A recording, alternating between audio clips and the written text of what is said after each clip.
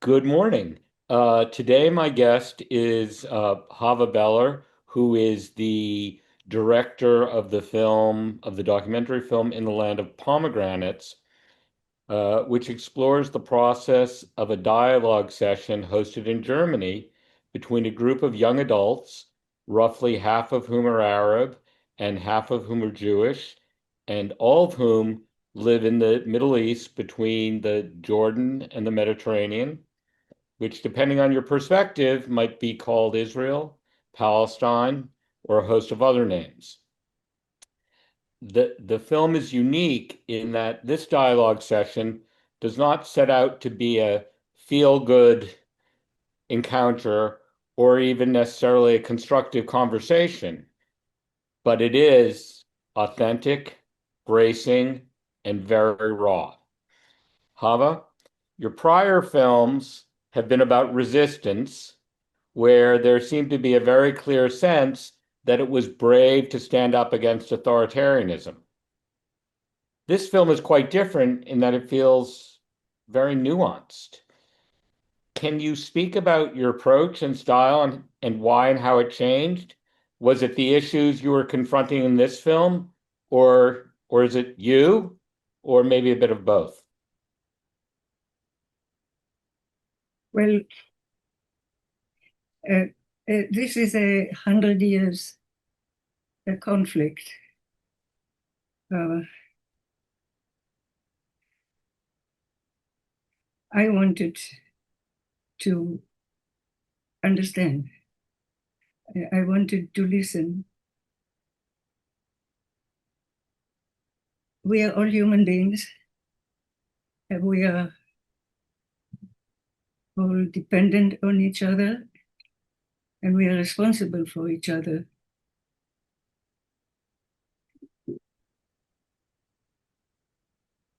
We are indeed our brother's keepers. Now, yesterday, and forever. I wanted to know what one can do. And from the experience of participating in this heated exchange, did it give you any answers? No, I was looking for them. Um, I gather the title, the reference to pomegranates, can be considered maybe a metaphor for rebirth, and is also, I believe, slang for hand grenade. I mean, that having seen the film, the title makes total sense. The ambiguity. How did you settle on the title? That's a very good question. um,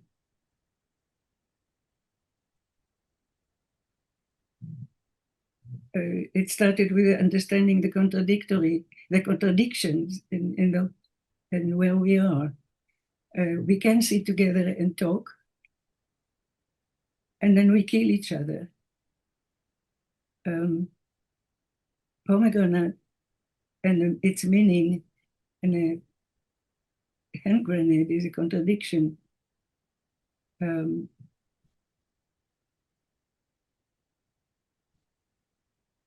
it surfaced. Or it may not be a contradiction as we're talking, because in order to have rebirth, I guess you need to have death.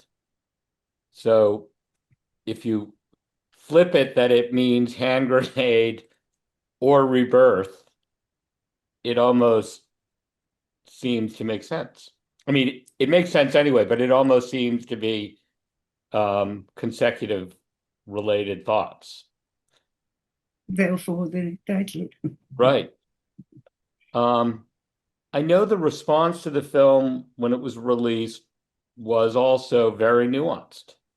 Um, I, I imagine, and I know from experience with other films, that the public probably expected that a film made by a Jewish woman about the Middle East conflict would, by necessity, at least begin with a pro-Israeli bias.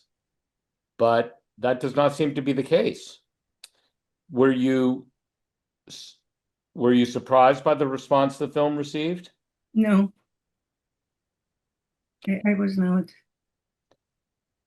Um, most of us respond to the moment, not to the long or to the nuances of the situation. But it was very important for me to experience it the 2 weeks I was with them, and to make the film, to make my statement. And did you find, I mean, I imagine you found criticism from many quarters. Did you find support from quarters that were unexpected?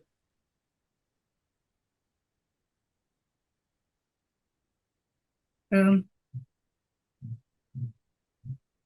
from the press. What? Sorry.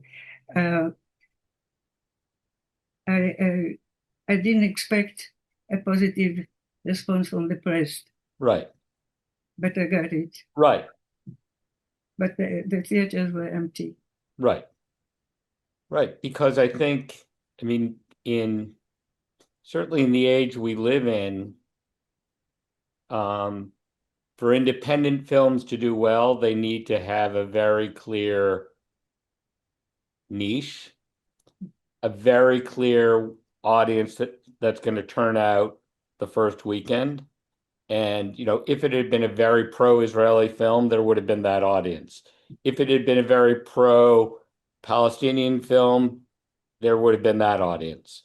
But the fact that your film requires the audience to hold conflicting views at once, I guess it's too hard for people.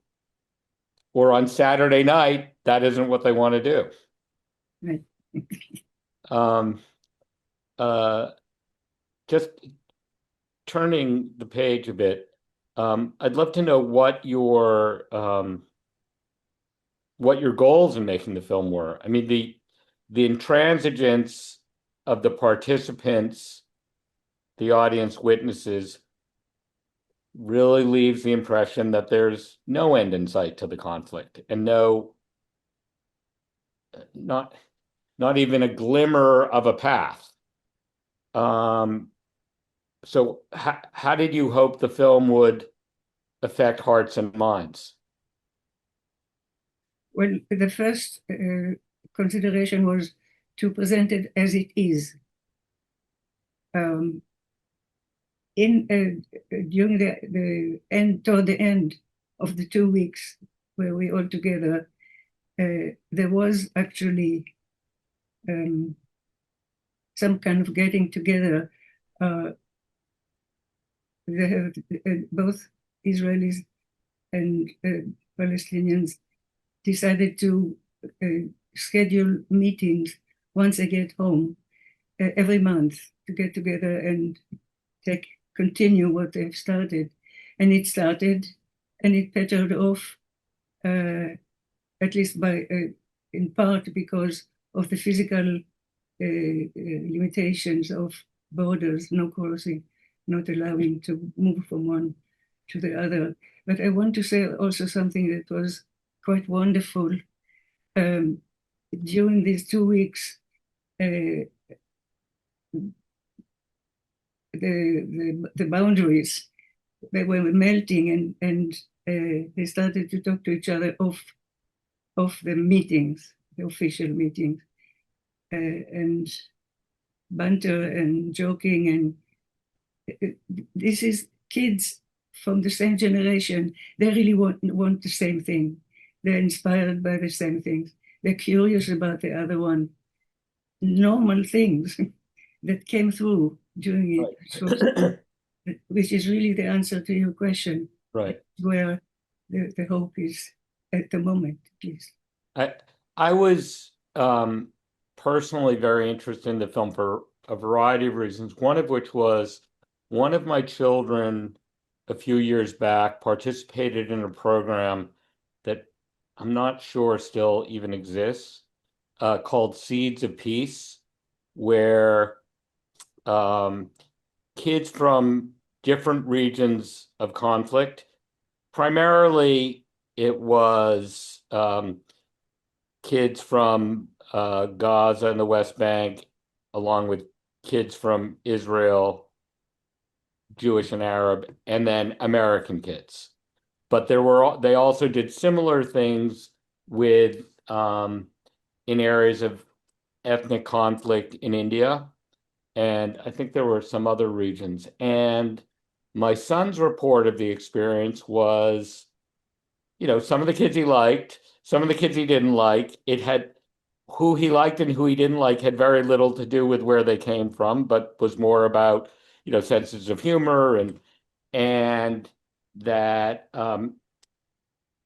that the American, as an American there, for once in his life, he really didn't have much to say because, he understood the conflict, but it wasn't his reality. I mean, it wasn't a girl trying to walk to school and being afraid that she was going to get bombed or, knowing, or these kids would be, sitting across from each other, knowing that in 1 year, one kid would be a border guard shooting. I mean, it was a level of reality that had nothing to do with my American kids' reality. And yet, as you say, despite those extreme circumstances, there were levels of commonality and shared experience. Yeah, it was quite wonderful. Has this program continued? Uh, well, it became another program, which I'm not familiar with. Right. Um, and I guess I'll just say for audiences watching as we close, she made this film many years ago, Yes, and it's to watch it today, it's mind-boggling. It's unrelated, but I'll just make this reference. I worked on a film about 6 years ago, 5 years ago, called Trans in Trumpland, about trans people living under the Trump administration. And the filmmaker finished the film very close to the end of the Trump administration and wanted to title it this, Trans in Trumpland. And we debated, um, was that just going to date the film? Because, when mm, Trump was out of office, then we would no longer be in Trumpland. The film is now doing gangbusters. And because I don't think anyone realizes that it was made 4 years ago, and it's even more relevant today. And that's the way I feel about your film. It's shocking and depressing, and yet, it's not that the issues have gone away, it's just more true, more divisive, more conflict. right. Yeah. Well, I thank you for taking the time to spend with us today, with me today. And the film is fantastic. And thank you. But thank you too. Thank you. Bye. Bye bye.